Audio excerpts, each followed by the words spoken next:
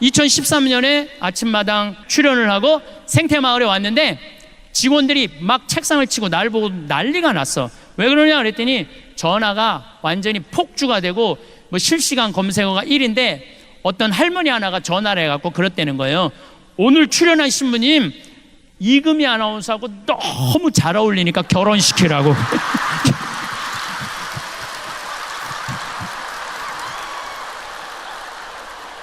그런데 올해 3월 6일 날 제가 갔다가 왔는데 생태마을에서 또 난리가 난 거예요. 왜 난리가 그 할머니 천주교 신자도 아니야. 그 할머니는 그 할머니가 전화해갖고 그러더래요.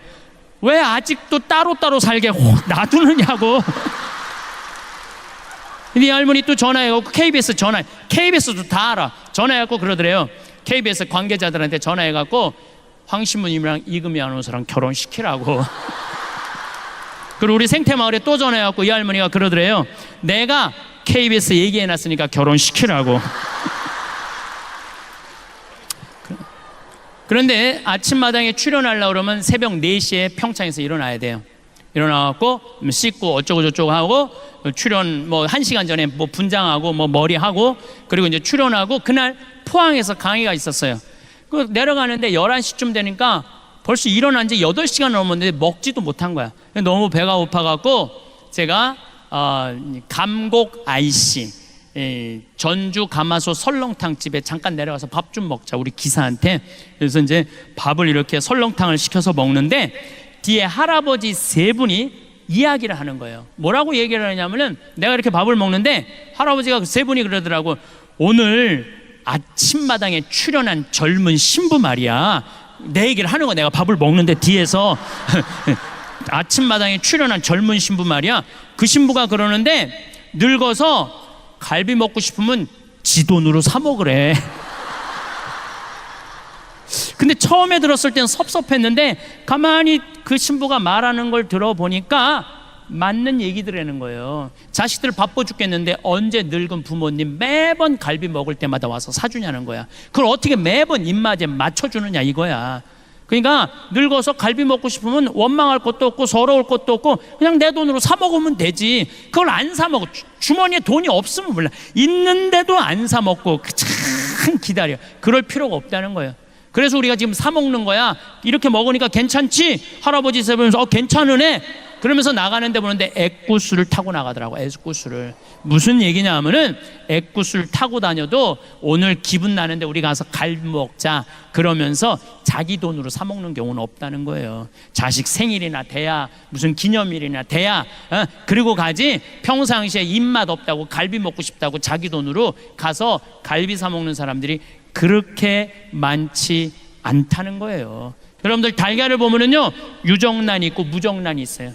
똑같은 달걀인데 뿅아리를 까는 게 있고 뿅아리를 못 까는 게 있어. 달걀도 똑같은 달걀이라고 달걀이 아니에요. 사람도 유정란이 있고 무정란이 있어요. 사람도 생명이 있는 사람이 있고 생명이 없는 사람이 있어요. 나는 딱 보면 알아. 저 사람이 유정란인지 무정란인지 딱 보면 알아. 어떻게 딱 보면 아냐면은 딱 보면 저 사람 유정란이구나. 저 사람 무정란이야. 딱 보면 어떻게 아느냐면은 웃는 사람은 유정란, 안 웃는 사람은 무정란이에요. 딱 보면 알아요.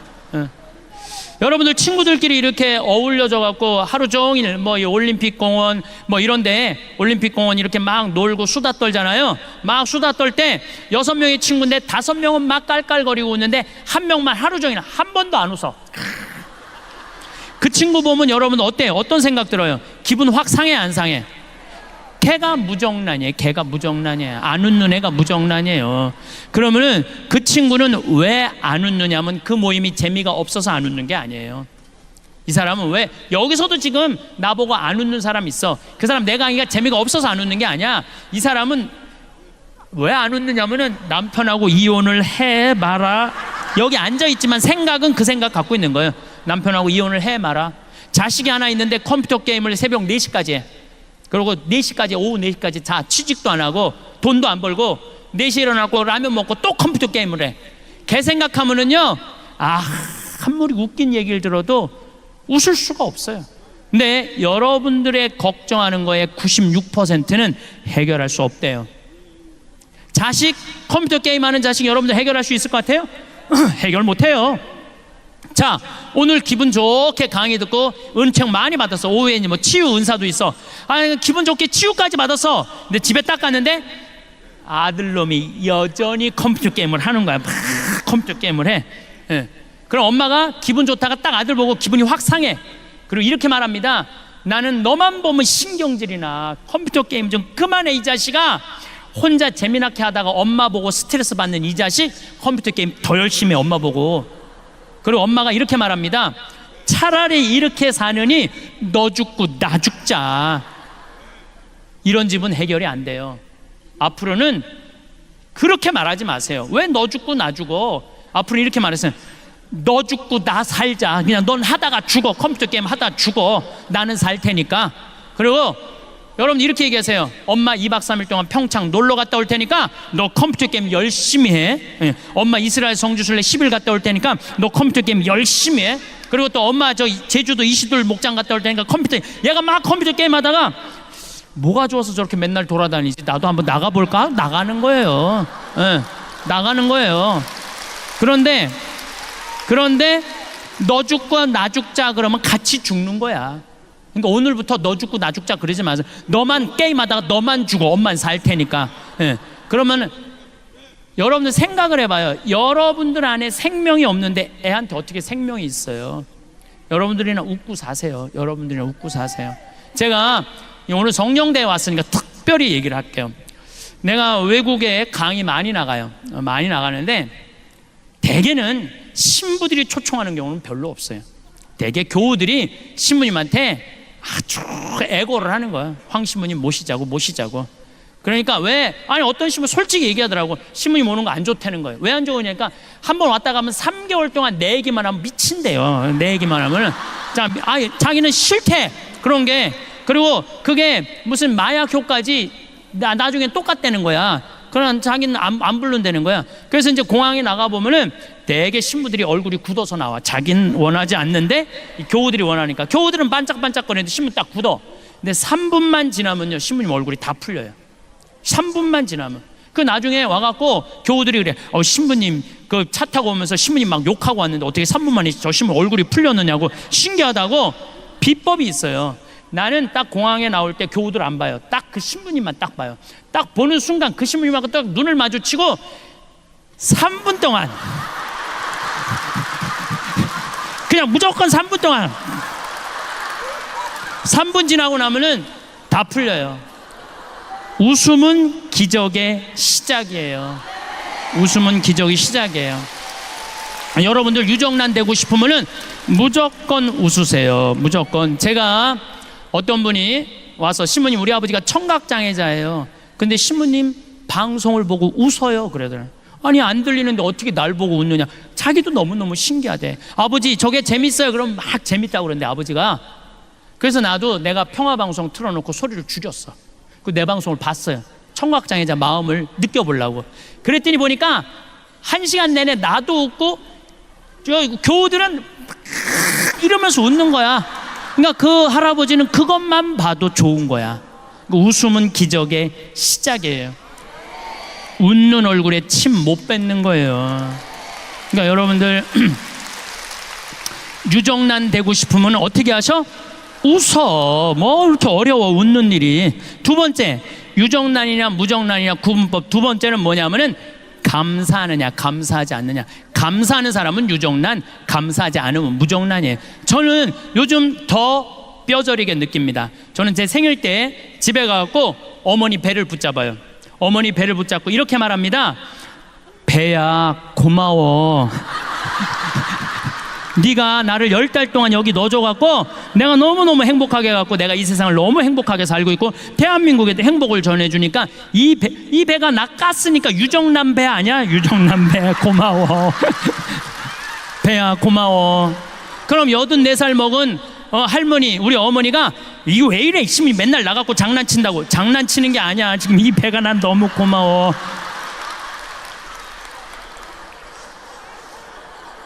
부모하고 자식이 교감이 가장 잘 될 때가 언제냐면 엄마 뱃속에 있을 때래요. 애들 말이, 여러분들 자식이 여러분들 말을 가장 잘 들을 때가 언제냐면 뱃속에 있는 10달이라는 거예요. 여러분들이 행복할 때 애도 행복하고, 여러분들이 화가 날 때 애도 화가 난다는 거예요. 여러분이 신경질 난다고 담배 한 대까지 피잖아요. 애는 60가치를 핀데 덜 받는다고. 그러니까 그 기간 동안 행복한 마음으로 아이를 갖고 있었다면 그 애는 행복한 거예요. 근데 그 기간 동안 엄마가 우울하잖아요. 그럼 애는 우울하게 태어날 수밖에 없는 거예요. 그래서 태어나서 10달, 10년의 교육보다 뱃속에 있는 10달의 교육이 더 중요하다는 거예요. 심지어 뱃속에 있는 10달보다 첫날 밤 어떤 마음을 자느냐, 첫날 밤이 더 중요하다는 거예요. 10달보다. 율곡 선생이 어떻게 태어났느냐면 심사임당이요, 태기를 해요. 보름날 한양에 있는 남편한테 가장 기가 좋은 날이다, 우리 대관령에서 만나갖고 우리 첫날 합방을 하자. 그래갖고 율곡 선생이 태어난 거예요. 요즘처럼 술에 취해갖고 그냥 안 왔는데 얼떨결에 그냥 애가 생겨갖고, 이건 술에 취해갖고 태어난 애들 많아요 여기. 그런 애들하고 태기를 하고 태어나는 애하고는 다르다는 거예요. 그러니 나는 얼마나 우리 부모님한테 감사해요. 참 감사하죠. 저는 정말 아버님이 86인데 평생 아버지한테 쌍시우 소리를 못 들었어요. 평생 한 번도 쌍시우 소리를 못 들었어요. 아니, 당신 입에서 어느 누구한테도 그런 말씀을 안 하세요. 그러니까 얼마나 내가 우리 부모님한테 감사한지 몰라요. 정말로 감사한 부모님 밑에 태어난, 그래서 정말 술주정 빚쟁이 집에 태어난 집 자식 보면 정말 도와주고 싶어요. 내가 많이 받았으니까. 또 저는 이제 도시락을 싸갖고 다녀요. 식당에서 밥을 안 먹어요. 근데 우리 식복사가 밥을 하는 게 아니야, 예술 작품을 한다니까요. 정말 목을 많이 쓰니까 마늘밥, 은행밥, 요즘 두릅밥 해요. 두릅 많이 나왔잖아요. 두릅밥 거기다가 이 양배추 탁 말어, 숟가락으로 안 먹어요. 그것만 먹으면 돼. 깻잎 말고. 그 다음에 요즘은 또 저 취 나오잖아요. 곰치 싹 먹으면은요, 이건 예술 작품 먹는 거예요. 그래서 내가 우리 식복사한테 하는 말이, 나는 도시락을 먹는 게 아니다, 예술 작품을 먹는다. 그러니까 우리 사제관 주방에 가보면요, 우리 식복사가 그 예술 작품 만든다고 책이 가득 들어있어. 요리책이. 예술 작품을 먹는 것도 결국은 누구의 입에서 나오기 시작하는 거야? 내 입에서. 복은요, 남이 지는 게 아니야. 내 입에서 나오는 말로 복을, 감사의 말이 나오면은 복을 받을 수밖에 없는 거예요. 그래서 여러분들도 자식들한테 갈비 안 사준다고 어버이날 찾아오지 않았다고 원망하는 말 하지 마세요. 엄마가 해준 것도 없는데 너 정말로 잘 자라줘서 너무 고맙다, 이렇게 튼튼해줘서 고맙다, 맨날 고맙다고 얘기하세요. 그러면은 자식이 잘 되는, 효자도 저절로 효자 되는 거 아니에요. 여러분들이 효자를 만드는 것도 여러분들 하기 나름이야. 맨날 섭섭한 것만 얘기해봐요. 어떤 자식이 효도하겠어요? 맨날 섭섭한 거 얘기만 하면은 2번 오던가 1번으로 줄여요. 1번 오던가 안 와요. 안 와. 그러니까 항상 누가 먼저 행복해야 돼? 여러분들이 먼저. 세 번째, 유정란이냐 무정란이냐 딱 보면 알아. 세 번째, 감동하는 사람은 유정란, 감동하지 않는 사람은 무정란이에요. 감동하는 사람은 유정란. 이번에 여기 서울 노들섬이라고 개발을 해요.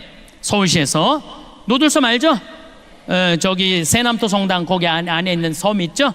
노들강변 아시죠? 그 노들섬이야. 그 노들섬을 개발을 하는데 처음에 어마어마하게 서울시에서 공모를 했대. 그리고 10개의 메이저 업체가 선정이 됐대요. 근데 누가 선정이 됐냐면 40대 젊은 교수가 선정이 된 거야. 자기도 놀랬고 다른 뭐 코오롱 이런 데 다 놀랬대. 그 교수가 선정이 돼갖고, 선정이 되자마자부터 밟기 시작하는 거야. 네가 하는 프로젝트는 망한다. 주위에서 모든 우리나라에 내놓으려는 설계가들 망한다. 그래서 이 교수가 땅속으로 들어가기 일보 직전이야. 땅속으로. 근데 이 교수가 아버지가 암이 걸려갖고 돌아가실 때 내 죽음 껴안기를 듣고 아버지도 행복하게 돌아가셨고 자기도 그걸로 위로를 받았다는 거예요. 저 황 신부님을 만나면 위로가 될 텐데 아무리 생태마을에 연락해도 내 전화번호를 안 가르쳐주는, 그것도 젊은 여교수인데 가르쳐 주겠어요? 안 가르쳐 주지.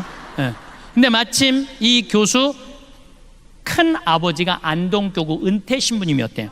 그래서 전화를 했대요. 큰아버지한테. 큰아버지, 내가 처음이자 마지막으로 부탁하겠다고, 나 황 신부님 한 번만 만나게 해달라고. 내가 미국에 있는데 전화가 왔어요. 나 안동교구의 어떤 신부인데 내 진료가 서울시립대 교수인데 2차 조차해갖고 신부님을 꼭 만나고 싶은데 내가 부탁한다고. 대선배 신부님이 부탁하는데 알겠다고 제가 한국에 들어서 연락하겠다고. 그래서 한국에서 만나갖고 노들섬에 갔어요. 그런데 뭐 거기에 무슨 5천억짜리 오페라 하우스 뭐 이런 걸, 그 교수는 그런 게 아니야. 반대쪽은 유기농 단지, 반대쪽은 나무 조경 잘해서 음악가들 와서 공연하는 거 참 자연스럽더라고요. 보니까 뭐 63빌딩 보이지, 무슨 강남 아파트 보이지, 저 강변북로 88도로 보이는데 섬에만 딱 들어가니까 마치 새 둥지에 와 있는 기분이야.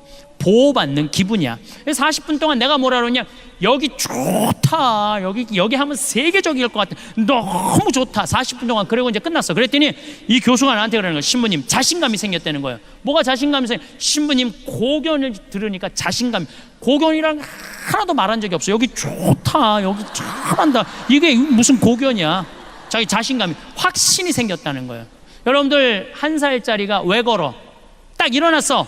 그럼 엄마 어떻게 박수 치고 난리가 나죠. 얘 일어났다고. 얘가 보니까 엄마가 어마어마하게 좋아. 한번 한 걸음 뛰어볼까? 뛰어봤어. 그랬더니 여러분들 어떻게 해요? 아니지, 혼자 보기 아깝잖아. 그러니까 여보 이리 와봐. 그래, 아빠까지 왔어. 한 발 뛰었더니 그냥 아빠가 박수치고 엄마가 박수치고, 얘가 딱 이렇게 서서 아빠 한번 쳐다보고 엄마 한번 쳐다보고, 야 무지하게 좋아하네, 이거 걸어줘야 되는 건가 보다. 그리고 걷는 거예요. 걔가 그래서 걷는 거야. 달래 걷는 게 아니고. 그러니까 무슨 얘기냐면은 애는 감동으로 걷기 시작하는 거예요. 감동으로. 다른 게 아니에요. 근데 여러분들이 몇 살까지 감동해주고 마느냐면 5살까지 감동해주고 말아요. 그 다음부터 여러분들이 뭐라 그래? 죽이고 싶은 5살, 뭐 때려 죽이고 싶은 7살, 이러니까 애들이 성장하다가 마는 거예요. 여러분들이 계속 감동했다면 애는 지금 날아다닐지도 몰라. 애는 날아다닐지도 몰라. 우리가 감동을 멈췄기 때문에 행복하지 않은 거예요. 작년에 LA 한 달 반 우리 고단장님하고 같이 갔었는데, 한 달 반 순회 강연이 있었어요. 근데 74살 먹은 마틸다라는 친구가, 나는 늘 말씀드리지만 86살까지 친구예요. 뭐 1살 뭐 어른 이거 없어. 아니 120살까지 사는데 한두 살 가지고 네가 나이만 해 내가 나이만, 웃기지 않아요? 여러분들은 20년까지 오늘 이후부터 맘먹어. 그냥 반말해. 반말해도 돼. 예. 근데 내 친구 74살 먹은 마틸다라는 친구가 신부님 일주일만 시간을 내달라는 거예요. 왜 그러냐? 유타 구경시켜 주겠다는 거야. 서부 영화 보면 막 바위 솟아 있는데. 근데 이 마틸다는 세탁소 하는 사람이에요. 가난한 여인이야. 그야말로 가난한 과부고. 그런데 10년 전에 내 강의 가슴이 떨릴 때 가야지 다리가 떨릴 때 가면 안 된다라는 얘기를 듣고, 그때부터 시간만 나면 세탁소를 닫고 미국 전역을 여행을 다니는 거야. 그분이 그런 말을 해. 나는 인생이 180도 달라졌다고. 내가 돈 모아서 싸들 것도 아니고 모으는 대로 여행 다닌다는 거야. 그러니까 그 성당에서 제일 행복한 사람 마틸다. 들고 다니는 거야. 제일 행복한 사람 마틸다. 그 신부님하고 여행을 가고 싶다고 그 3,000km가 되는 데를 3번을 답사를 갔다 온 거예요. 이 74살짜리가. 그러니까 딱 브라이어스 캐년, 캐년랜드, 그랜드 캐년, 델리키드 아치, 그 미국에서 최고로 경치 좋은데 3번을 다 본 거야 이분은. 그러니까 딱 경치 좋은 데 가고 이분은 경치를 안 보더라고. 나를 보더라고. 나를. 내가 감동하느냐, 데려다 놨으니까 네가 놀래느냐 안 놀래느냐 그거 보고 싶은 거죠. 근데 내가 정말로 그 뷰포인트에 딱 서갖고 내 반응은 정말 이랬어요. 오 마이 갓, 여기 죽인다. 좋아, 아주 좋아. 일주일 내내 그랬어. 일주일 내내. 그랬더니 8명이 여행을 같이 갔는데 그분들이 70평생을 다니면서 이렇게 행복한 여행은 처음 간다는 거예요. 여러분들 여행은요, 어디를 가느냐가 중요한 게 아니에요. 누구랑 가느냐가 중요한 거예요. 누구랑. 감동할 줄 아는 사람이랑 가면은요, 그 여행은 즐거운 거예요. 근데 내가 잘난 척 한다고 델리키드 아치라고 우리나라 설악산 울산바위 비슷해요. 거기 가고 여기 우리나라 설악산 울산바위만 못하네. 3,000km나 와서 내가 기껏 한다는 소리가 우리나라 설악산 울산바위만 못하네. 그러면 그분은 기운이 쭉 빠질 것 같아요? 안 빠질 것 같아요? 쭉 빠지죠. 꼭 여러분들 친구들 중에 이런 애들이 있어요. 나름 경치 좋은 데 데리고 갔는데 한다는 소리가 뭐 한다고 여기까지 와. 그런 애들 있어요 없어요? 꼭 있어. 그런 애들. 그런 애들이 무정란이에요. 그런 애들이 사람 기운 빠지게 하는 애들. 그 멀리 데리고 왔으면은 야 좋다, 정말로 멋있다, 이렇게 좋은 데를 어떻게 알았니? 이러면요 사람이 행복한 거예요. 뭐 그거 돈 든다고. 자, 웃고 감사하고 감동하는데 돈 들어요, 돈 안 들어요? 꼭 돈이 많아야지 유정란이에요? 돈 한 푼도 없어도 유정란 할 수 있어요. 저는 요즘 방송을 보면서 무슨 진경중 검사장, 무슨 뭐 변호사 막 감옥에 뛰어들어가고, 뭐 저기 뭐 한진해운가 무슨 최은영 뭐 회장 막 그 감옥에 뛰어들어가면서 돈이 앙화로다 이런 생각이 들어. 더욱이 신교코 그 집안 보면서 여러분들 그게 행복해요? 94살 돼가고 정신감정하러 왔다 들어갔다 하고. 여러분들 돈 많은 거 부러워할 필요 하나 없어요. 이건희 회장님이 재산이 12조 5,900억이야. 좀 주식이 떨어졌고 11조 7천억으로 떨어졌어요. 자, 이건희 회장님이 쓰러진 지 5월 10일이 2년 되는 날이야. 벌써 이제 2년 이제 10일이 지났어요. 한 달이 지났어. 2년 10일. 이건희 회장님이 살아있을 때, 쓰러지지 않았을 때 11조나 되는 돈을 소년소녀 가장한테, 그 다음에 무슨 심장병 어린이한테, 독거 노인한테, 아니면 병원에 학교 장학금으로 내놨다면은 아마 이건희 회장님 쓰러지고 난 다음에 촛불 기도회, 무슨 성령, 이건희 회장 회복 성령 기도회 막 이런 거 많이 했을 거예요 아마. 근데 여러분들 혹시 이건희 회장님 쓰러져갖고 빨리 일어나게 해달라고 묵주기도 오단한 사람들이 있어 혹시? 내가 이건희 회장이 무정란이라는 게 아니에요. 사람은요 마지막에 돈을 남기는 게 아니에요. 이 사람이 얼마나 가치 있게 살았느냐 안 살았느냐, 그게 중요한 거예요. 이건희 회장은 저 11조 7천억 때문에 지금 죽지도 못하고 있어요. 저걸 뭐라고 그랬냐면 살아있는 것도 아니고 죽어있는 것도 아니에요. 저거는 참 불쌍하잖아요. 예. 여러분들이 유정란이 될 거냐 무정란이 될 거냐, 나누느냐 나누지 않느냐에 따라서 유정란 무정란이 결정되는 거예요. 나누는 사람은 유정란, 안 나누는 사람은 무정란이에요. 제가 4년 전부터 잠비아 봉사 선교를 떠나기 시작을 했는데, 혼자 가기가 멋져갖고 내가 세례준 치과 의사한테 야, 너 그 잠비아에 치과가 하나도 없대더라. 가서 입 빼주러 가자. 며칠 가야 돼요? 가는데 이틀 오는데 이틀. 그러니까 적어도 보름은 가야지. 그랬더니 신부님 죄송하다는 거예요. 못 가겠다는 거. 왜 못 가냐 그러니까 자기 병원 잘 되면은 한 달에 8천만 원에서 1억 버는데 보름이면 5천만 원이 날아가는 거 아니에요. 그래도 착해. 신부님 2천만 원 봉헌할 테니까 이거 갖고 도와주고 오시라고. 그리고 싹 발을 뺄라고 그러더라고요. 그래서 내가 이렇게 말했어요. 그런데 너 있잖아, 2천만 원도 봉헌하고 너도 가야 돼. 그리고 데려갔어요. 데려왔는데 거기는요 이가 우리보다 1배 반이 길어요. 그래갖고 썩어도 빼지를 못해. 썩었는데 이게 빼지를 못하니까 얼마나 아파요. 그렇지 않겠어요? 이걸 빼주니까 너무너무 시원해하는 거야. 내가 그 이번에는 갖고 올 판이야. 여러분들 보여주려고. 이렇게 길어. 이렇게. 정말 놀랬어요. 예. 그러니까 그 사람들은 42살밖에 못 사는 거야. 그러니까 거기 치과 의사가 왔다니까 이 아픈 사람들이 트럭을 타고 10시간을 타고 오는 거, 밤새. 그러니까 의사들이 3명이 갔는데 밥 먹을 시간이 없고 컵라면 먹고, 그리고 파김치가 돼서 저녁에 말씀 나누기를 하는데 이렇게 말하더라고요. 신부님, 저는 20년 동안 의사 생활하면서 보람이라는 걸 느껴본 적이 없다는 거예요. 지겨웠다는 거예요. 그런데 여기 와서 의사 되길 잘했다는 거야. 근데 그 의사는 봉사활동 떠나기 전에 맨날 나한테 뭐라 그러냐면, 신부님, 저 비행기에서 떨어져서 죽었으면 좋겠어요. 저 차가 와서 쳐서 죽었으면 좋겠어요.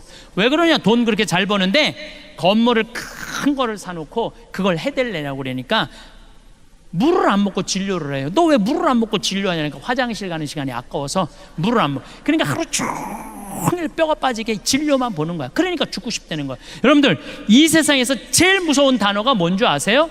확장 이전이야.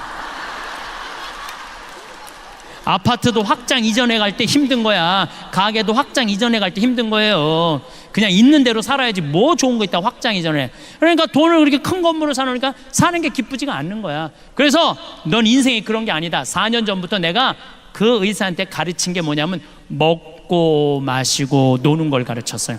먹고 마시고 노는 거를. 그런데 나 얼마 전에 물어봤어요. 너 화장실도 안 가고 진료 볼 때랑 이렇게 먹고 마시고 놀 때랑 버는 돈이 어때? 그랬더니 배시시 웃으면서 한다는 소리가, 신부님 이상하게 그때보다 훨씬 더 많이 번다는 거예요. 너무너무 신기하다는 거예요. 그거 왜 더 버느냐? 내가 분석을 해줬어. 내가 너 4년 동안 치과 다녀보니까 위생사가 한 명도 안 간둔 거야. 그전에는 3개월에 한 번씩 바뀌었거든요. 3개월에 힘들으니까 모든 의사부터, 죽고 싶은 의사가 뭐 웃겠어요? 그냥 인상을 쓰고 하니까 환자들이 해다가 다 가는 거예요. 근데 지금은 다 반짝반짝 웃어. 그리고 뭐 추석에 10일 놀고, 성지순례 간다고 10일 놀고, 이번에 잠비아 간다고 보름 놀고, 과달루페 성지 간다고 또 10일 논대. 한 달 1년에 40일 노는 병원을 누가 관둬요? 죽어라고 붙어 있는 거지. 그러니까 손발이 척척 맞는 거야. 그리고 환자도 그전에는 100만 원짜리 200만 원짜리 오다가 이번에 이제는 2천만 원, 3천만 원짜리 온다는 거야. 여러분들이 뼈가 빠지게 일한다고 돈 버는 거 아니에요. 사람은요, 먹고 마시고 놀 줄 알아야 돼요. 누죽걸산이라고 그랬어. 누우면 죽고 걸으면 살아. 자, 여기 계신 분들 돈 쓰는 거 아깝다고 집에 누워 있잖아요. 그럼 여러분들 치매 걸리고 허리 아프고 다리 아프고 위장 망가져 갖고 병원비로 다 날라가요. 그렇게 병원비로 날리는 게 나아 맡기고 평창이고 무슨 삼성산이고 이스라엘이고 이시돌 목장이고 돌아다닐 수 있을 때까지 돌아다니다가 86살에 그냥 죽는 게 나아. 어느 게 나아요? 누죽걸산이라고 그랬어요. 그래서 우리 청국장 사 먹고 돌아다니기 시작하세요. 우리 청국장 사 먹고 돌아다니기 시작하세요. 예. 저는 여러분들이 복음이라는 게 딴 게 아니에요. 이 세상을 살면서 기쁘게 사는 거야. 기쁘게. 내 삶의 주인공은 누구냐면 나야. 남이 아니야. 내가 내 삶을 책임지는 거예요. 자식이 잘하고 며느리가 잘한다고 자식 칭찬하고 며느리 욕하고, 반대로 잘못한다고 며느리 욕하고 자식 욕할 거 하나도 없다는 거예요. 자, 여러분들 이틀 전에 부모 학대, 노인 학대의 날이에요. 기억하는 날이에요. 10명 중 노인 중에 몇 명이, 4명이 학대받는 노인들 4명이 누구한테 학대받아? 자식한테 학대받는 거예요. 남한테 학대받는 게 아니에요. 그러니까 이제는 나는 학대하는 자식들 이해가 돼요. 이해가 돼요. 얼마나 자기도 먹고 살기 힘든데 늙은 엄마 아빠, 그것도 인상이나 반짝반짝 웃어. 그 인상이래. 인상 지금 안 그래도 보기 흉한데 그냥 드립다 인상 쓰면은 그걸 누가 20년 30년 보고 살아요. 난 이해가 돼요. 그러니까 여러분들의 인생의 주인공은 누구냐면 나야. 내 삶은 누가 껴안아야 돼? 내가 껴안아 주는 거예요. 그래서 내가 120살까지 서러움 안 받고 사는 방법은 뭐냐면은 건강하게 사는 거예요. 건강하게. 그러니까 여러분들 건강 항상 신경 쓰세요. 내가 건강에 제일 권하는 게 뭐냐면 청국장 가루야. 청국장 가루. 이 청국장 가루가 보약 중에 보약이라니까요. 이번에 미국의 FDA 승인을 냈는데 2월 달에 바로 승인이 떨어졌어요. 그래서 수출 1톤 했어요. 벌써 1톤을 수출을 했어요. 예. 보니까 그 성분이 왔는데 정말 철분, 노인들한테 정말 좋은 거예요. 우리 아버지가 4년 전부터 청국장 가루를 드셨어요. 근데 정말 얼굴에서 빛이 나. 당이 있는데 당이 정확하게 100이야 100. 혹시 여러분들 수원에 가고 중저울 모자 쓰고 얼굴에 빛이 나는 할아버지가 있으면 그분이 우리 아버지인 줄 알면 돼. 그분이 우리 아버지야. 예. 며칠 전에도 내가 직접 받은 전화인데 어떤 자매님이 우리 피정에 와갖고 내 이 말 듣고 청국장 가루를 사갖고 자기 남편이 당이 있는데 한 달 먹었는데 당이 딱 120으로 떨어지더래요. 너무너무 신기하다고. 그래서 이 청국장 가루 수입업자가 한국에 와서 우리 된장, 간장, 고추장, 청국장 보더니 이거 다 수입해 가겠다 그러는 거예요. 그러니까 여러분들 나중에는 없어. 살려면 언제 사야 돼? 지금 사야 돼. 내가 저기 갖다 놨어. 저 뒤에다가. 지난번에도 서판교에서 폐암 환자인데 나한테 왔어요. 1년 8개월 됐대요. 항암 환지. 근데 뭘 먹어도 토하는데 우리 청국장 가루 먹으면 안 토한다는 거. 나 그런 암 환자 정말 많이 봤어요. 그런 암 환자. 그래서 여러분들 나는 저 청국장 가루에 대한 신념이 있어요. 내가 첫 해에 50가마를 쏘서 팔았는데 작년에 1,500가마 쏘서 팔았어요. 작년 1,500가마. 올해는 화천 간동농협 평창농협 계약재배예요. 화천군 전체 청국장이 1년 생산이 100톤이래. 근데 우리가 50톤 갖고 와요. 평창도 50톤, 1년에 200톤을 써요. 그러니까 4개의 군을 살려 먹이는 것, 4개의 군을, 국민들 건강한 것뿐만 아니고. 예.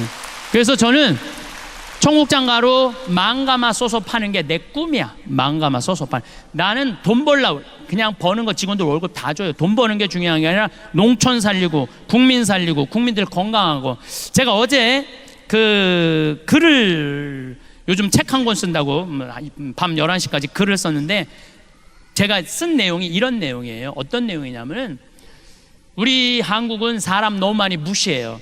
돈 있으면 갑질 많이 해요. 그렇죠? 그 갑질 중에 전화 상담원한테 제일 무시해. 전화 상담원들, 여러분들 물건 팔라고 그러면 나 필요 없어요. 딱딱 끊잖아요. 그것도 80만 명이야. 그 사람들이 80만 명인데 그 사람들 다 애 키우고 먹고 살겠다고 하루에 200통씩 그 무시당하면서 사는 거예요. 주 예수를 믿으시오가 복음 전하는 게 아니에요. 주 예수 천당 불신지옥, 그게 복음 전하는 게 아니야. 그 사람들은 나는 요즘 그렇게 전화 상담원이 전화 오잖아요. 그러면 내가 이렇게 말해요. 아, 죄송하다고, 저 아직은 그 물건이 필요 없다고, 다음에 기회 되면 꼭 구입하겠다고. 그럼 그쪽에서요 정말로 떨리는 목소리로 감사하다고 그래요. 그게 복음이에요. 한 사람이라도 더 행복한 게 복음이야. 주 예수를 믿으시오, 예수 천당 불신지오 그러지 말고, 대한민국이 서로 거치는 게 뭐냐면 사랑의 마음이 없어서 그래. 사랑의 마음이. 그러면 이제는 죽음 껴안기, 삶 껴안기. 그럼 이제 남은 거 뭐야? 자신 껴안기야. 자, 자신을 껴안으려면은 내가 누군지는 알아야 될 거 아니에요. 내가 누군지는. 그 작업이 우리 인생에 참 중요한 일이에요. 내가 누군지 모르고 사는 사람들 많습니다. 아까도 잠깐 말씀드렸지만 지금 70, 80대, 나 70 넘었다. 손 들어봐요. 70 넘었다. 내가 이게 문제라는 거예요. 70이 넘었으면 가야지. 왜 이렇게 많아? 자, 70이 넘은 분들 가만히 생각해 보면 6.25 전쟁 겪으신 분들이에요. 그렇죠?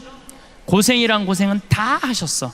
산전수전 다 겪고 60년대 70년대 우리나라 수출 경제 일으킨다고 자식들 키워보겠다고 있는 고생은 다 하신 분들이야. 자, 그리고 내가 70이 됐어. 그러면은 내가 지금 돈이 1,000만 원, 2,000만 원, 3,000만 원 있어. 자식들한테 쏟아놓은 돈은 보통 5억, 10억이야. 자, 그렇다면 자신한테 적어도 5천만 원, 1억을 해서 자기를 위해서 정말로 쏟아낸 게 뭐가 있느냐? 자기를 위해서, 자기 영혼을 위해서, 육신을 위해서 한 게 뭐 있느냐? 가만히 돌아봐요. 헛산 사람들이 많다는 거예요. 내가 누군지, 나는 누구인가, 어떻게 살아야 되는가, 이거 모르고 끝까지 희생만 하다가 죽을 때 엄마처럼 살지 말아라 이러고 죽는 사람들이 많다는 거예요.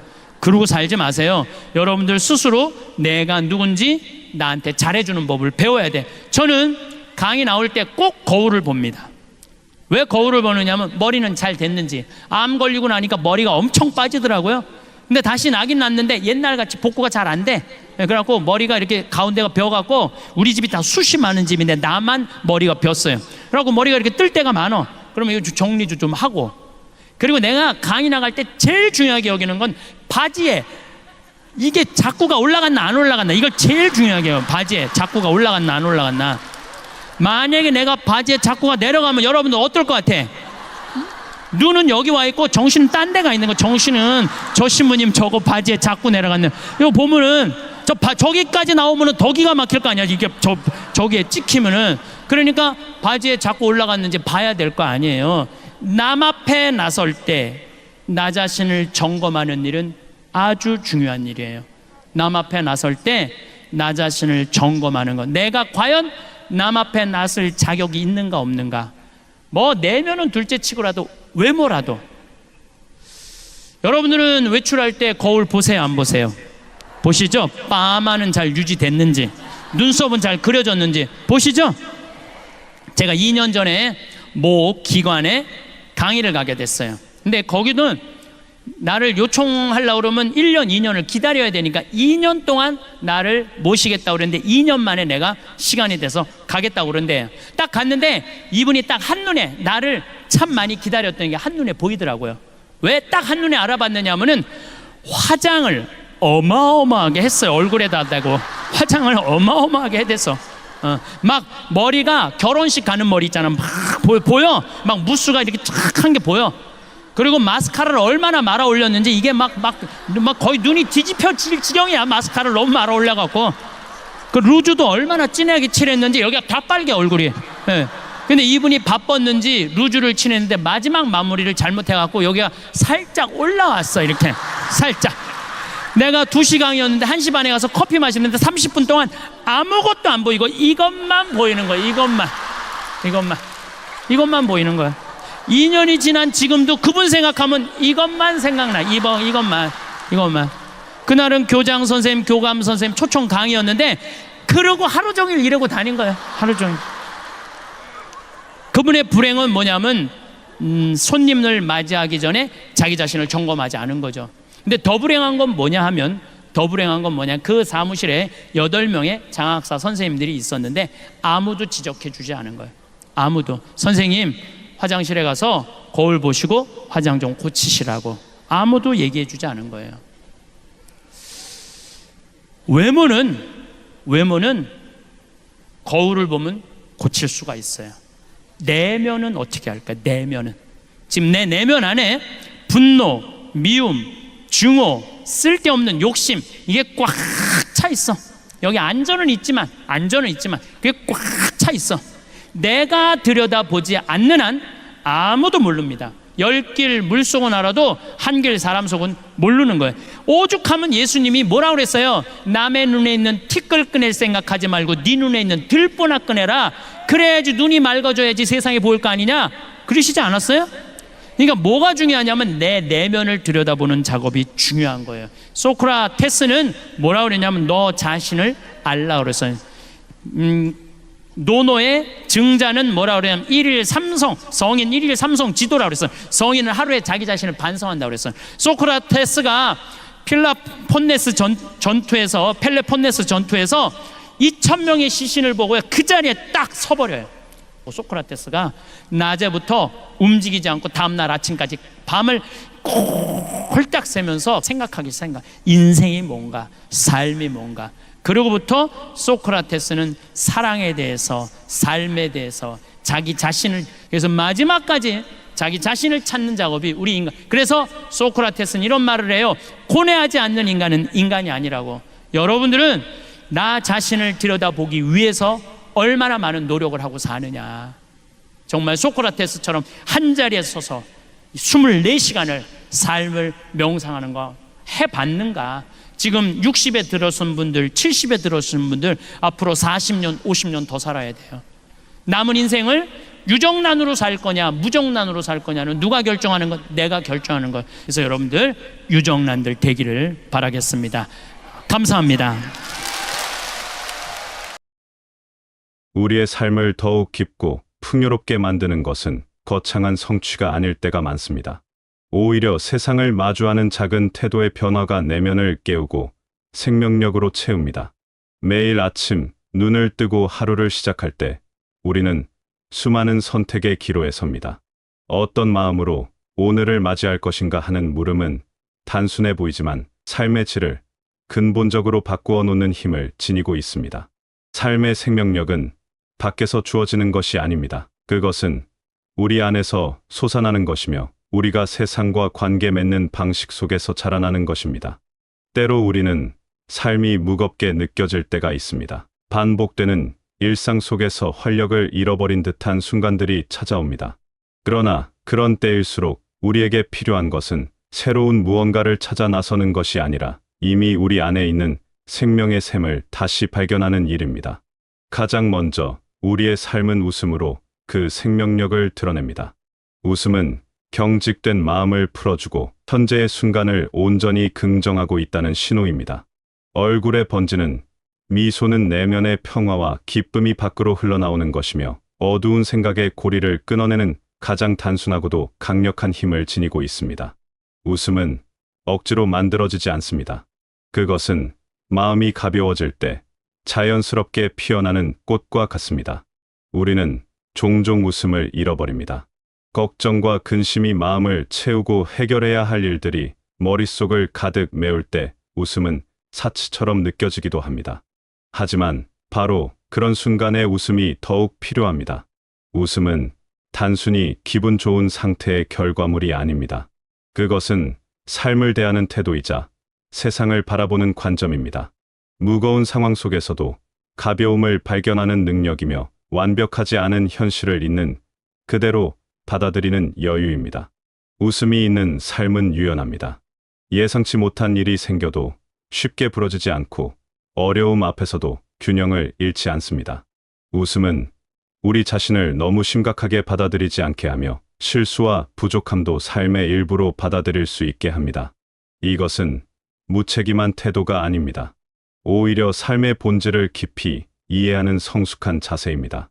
모든 것이 완벽할 수는 없으며 그 불완전함 속에서도 기쁨을 발견할 수 있다는 지혜입니다. 웃음은 또한 관계를 부드럽게 만듭니다. 진심 어린 미소 하나가 굳어있던 분위기를 녹이고 서먹했던 사이를 가깝게 만듭니다. 함께 웃는 순간들은 사람들을 연결하고 공동체를 만듭니다. 웃음은 말로 표현하기 어려운 친밀함과 이해를 전달하며 서로의 마음을 열게 하는 열쇠가 됩니다. 우리가 누군가와 함께 웃을 수 있다는 것은 그 사람과 같은 순간을 공유하고 있다는 증거입니다. 웃음의 힘은 몸과 마음 모두에 영향을 미칩니다. 웃을 때 우리 몸은 긴장을 풀고 스트레스가 줄어듭니다. 마음도 가벼워지고 생각도 맑아집니다. 웃음은 우리를 지금 이 순간으로 데려옵니다. 과거의 후회나 미래의 걱정에서 벗어나 현재를 온전히 경험하게 합니다. 이렇게 웃음은 단순한 표정의 변화를 넘어 우리 존재 전체를 변화시키는 힘을 가지고 있습니다. 두 번째로 감사의 마음이 우리 삶의 생명력을 불어넣습니다. 감사는 없는 것이 아닌 있는 것에 집중하게 하는 의식적인 노력입니다. 불평과 결핍감에서 벗어나 지금 주어진 것들의 가치를 헤아릴 때 우리의 내면은 비로소 안정되고 충만해집니다. 감사는 세상을 바라보는 시선을 바꾸어 평범한 일상 속에서도 소중함을 발견하게 하는 지혜입니다. 우리는 늘 더 많은 것을 원합니다. 더 나은 상황을 바라고 더 좋은 조건을 꿈꿉니다. 이런 욕구 자체가 나쁜 것은 아닙니다. 그것은 성장의 동력이 되기도 합니다.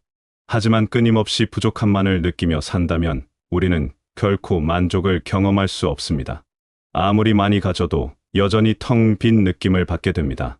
감사는 이런 결핍의 악순환에서 우리를 구해냅니다. 감사하는 마음으로 하루를 시작하면 세상이 다르게 보입니다. 아침에 눈을 뜰 수 있다는 것, 건강하게 움직일 수 있다는 것, 따뜻한 물로 씻을 수 있다는 것, 이런 일상적인 것들이 당연하지 않다는 사실을 깨달을 때 삶은 선물로 다가옵니다. 감사는 우리가 이미 가진 것의 가치를 재발견하게 하며 평범한 순간들을 특별하게 만듭니다. 감사의 태도는 또한 우리를 겸손하게 만듭니다.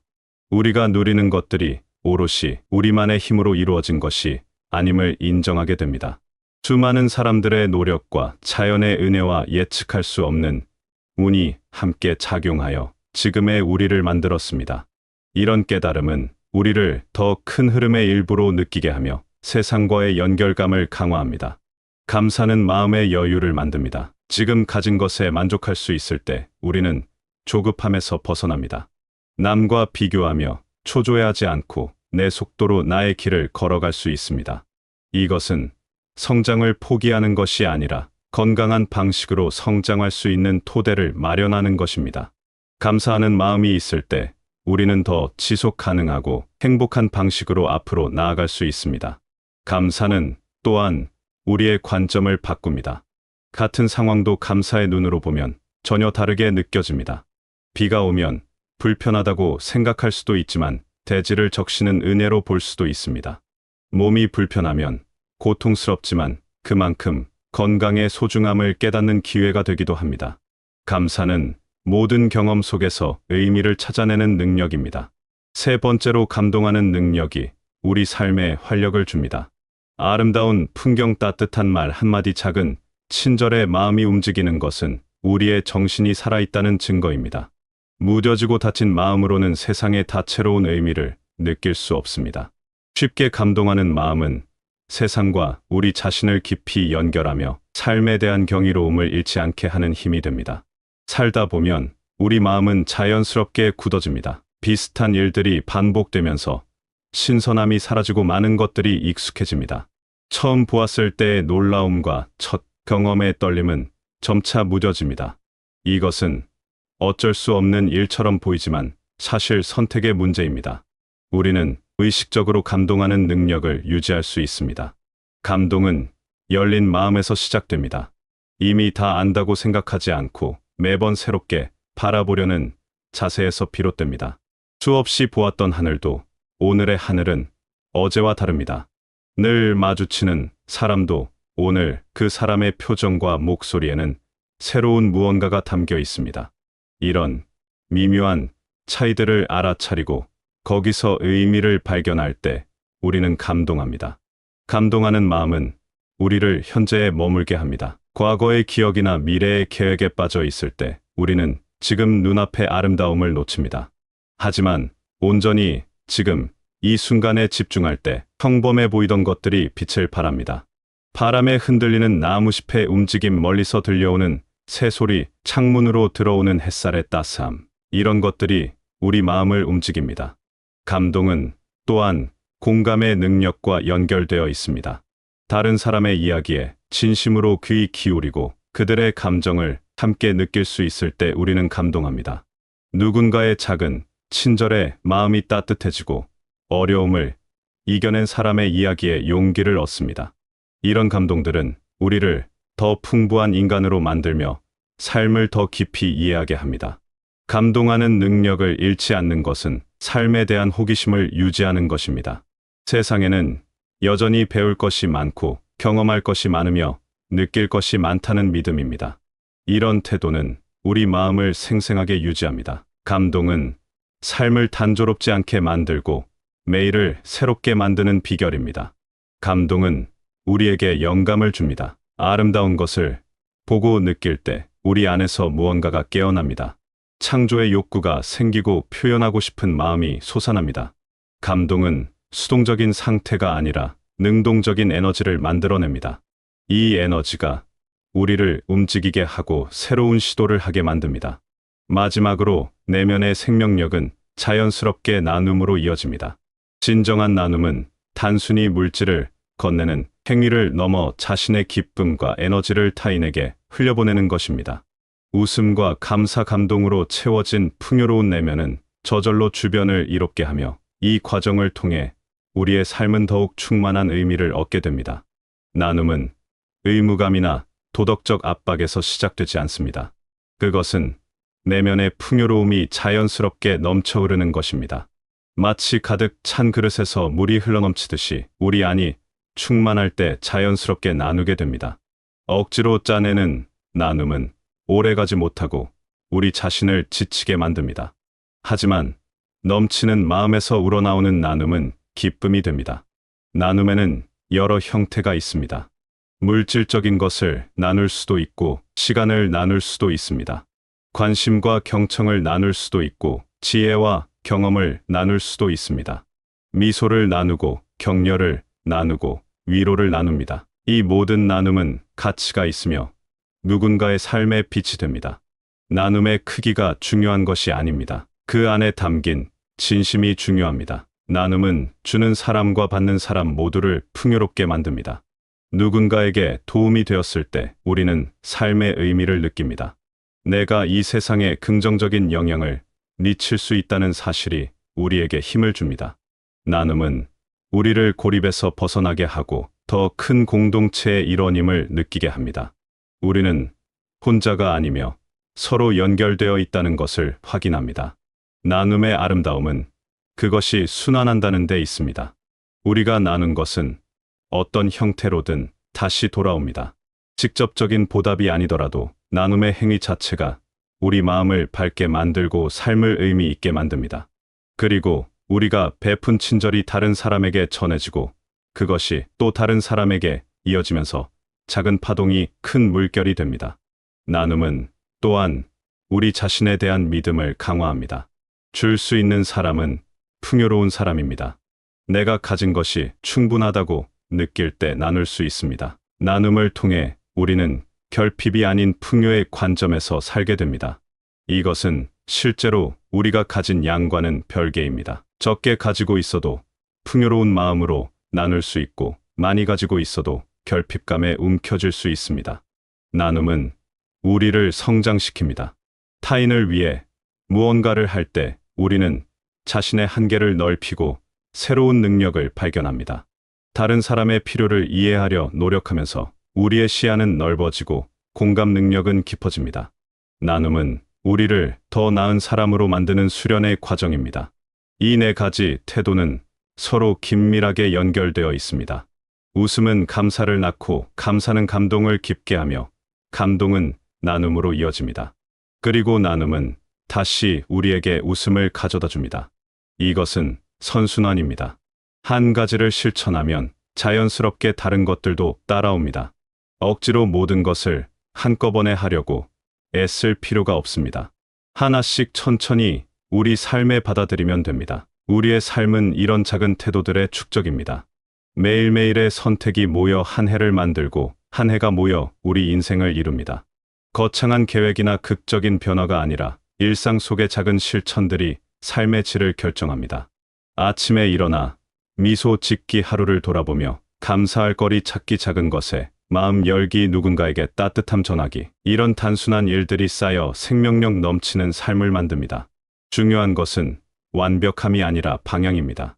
매일 완벽하게 웃고 감사하고 감동하고 나누어야 한다는 부담을 가질 필요는 없습니다. 어떤 날은 웃기 힘들 수도 있고 어떤 날은 감사할 여유가 없을 수도 있습니다. 그것은 자연스러운 일입니다. 다만 이런 네 가지 길이 있다는 것을 기억하고 조금씩이라도 그 방향으로 나아가려는 마음만 있으면 됩니다.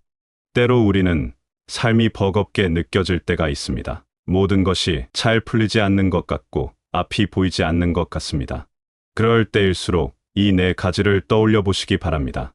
작은 것에라도 웃어보고 사소한 것에라도 감사하고 미세한 것에라도 마음을 열고 조금이라도 나누어 보십시오. 이것들이 모여 어둠을 밝히는 빛이 됩니다.